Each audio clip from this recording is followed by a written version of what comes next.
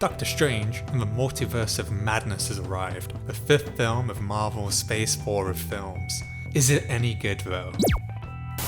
In short, the film was entertaining enough. It had me scratching my head a couple of times because of the weight of the Marvel Cinematic Universe. I barely remember the first film, which I hadn't seen since its release 5 years ago. In that time span, there's been 13 Marvel films, with 4 of them being in the last year, and a plethora of Marvel TV shows, with WandaVision being the one you might need to watch. Although I wouldn't say it's essential viewing to enjoy this film. In fact, if you skip WandaVision, you might even enjoy this film a little more. Strange did play a prominent role in last year's No Way Home, but again, that film isn't essential viewing for this film and is barely referenced outside of a couple of throwaway lines. What Doctor Strange does have going for it is director Sam Raimi, who was able to install his horror-style sensibilities to make things interesting. In doing so, we get a different type of Marvel film that feels more individualistic rather than a piece designed to slot into a puzzle. If you enjoy Marvel films and enjoy some horror, this is the film for you. I was surprised to see that its Rotten Tomatoes score had it at 75%, placing it below other MCU films like Iron Man 3, which is ridiculous. Multiverse of Madness had some fun humour, a great fast start, and some fun cameos midway through the film.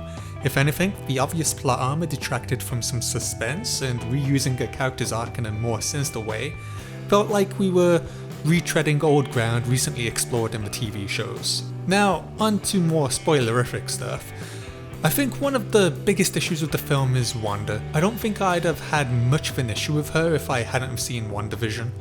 But because I had seen the show and saw how it explored her coming to terms with dealing with the loss of Vision and her idea of her family, she grieved, held a town of people hostage in a fantasy world, but eventually came to terms with it. Case closed, right? Well, in this film, released just over a year after WandaVision concluded, Wanda's whole drive is to cross over to another universe so that she can be with her children. Children she hadn't actually had in her universe, but they exist in a different reality with another Wanda. Another issue I had with this is that she didn't seem interested in trying to find another Vision. Now, maybe Paul Bettany didn't want to redeem that role, and they crossed him out of this film, but the lack of desire to bring him back felt a little off. I couldn't recall a line of dialogue to explore why she wasn't interested, and if I had, they maybe should have hammered it home a bit more, or maybe used this character as an example. They could have had more drama by having Vision showing up in the alternate reality with the other heroes, for example. That might have been a bit more interesting actually, but that didn't happen. By the film's conclusion, Wanda gave up trying to play happy families and apparently sacrifices herself to bring down this temple she's in and wipe out the dark book from every reality so it shouldn't cause any future problems. I say apparently because I don't believe she's actually dead. If she is, that would be rather underwhelming. What I really enjoyed though was the horror-esque scenes, and I'm surprised this film got away with a 12 rating.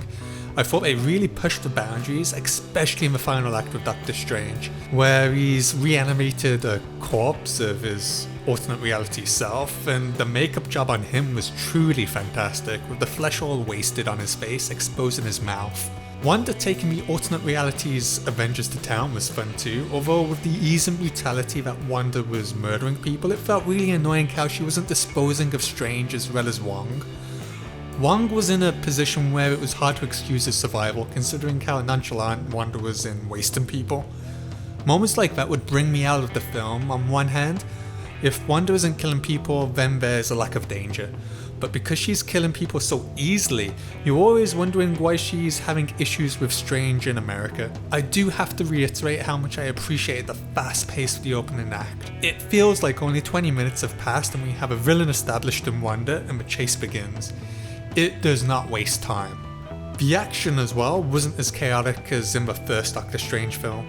I remember the first one being so hard to track with the mirror world, and various crash zooms were super disorientating, but they seem to have figured that out in this film. In terms of the cameos in the middle of the film, it was fun. It's a shame they ruined Charles in the trailers, but they really did reinvigorate his appearance, utilizing the old X-Men cartoon intro theme for Charles' music cue, and even his use of powers was reminiscent of that show, and we got Mr. Fantastic. I'm not sure if this is the same casting for any future Fantastic Four films, but I'm down with it if they go in this direction. Otherwise, it will probably feel like a wasted opportunity. What I was surprised about though was there wasn't as many cameos, but I guess it's cool that Marvel showed some restraint here. Anyway, that about wraps up all my thoughts on the Multiverse of Madness. It was a fun film, I liked its different direction, it felt a bit fresh, which is quite important for Marvel because they've got so many films. Like I said earlier, 14 films since Doctor Strange 1 and the sequel, and that's not even counting the films that came before Doctor Strange 1. It feels like such an oversaturation, especially when you include the TV shows.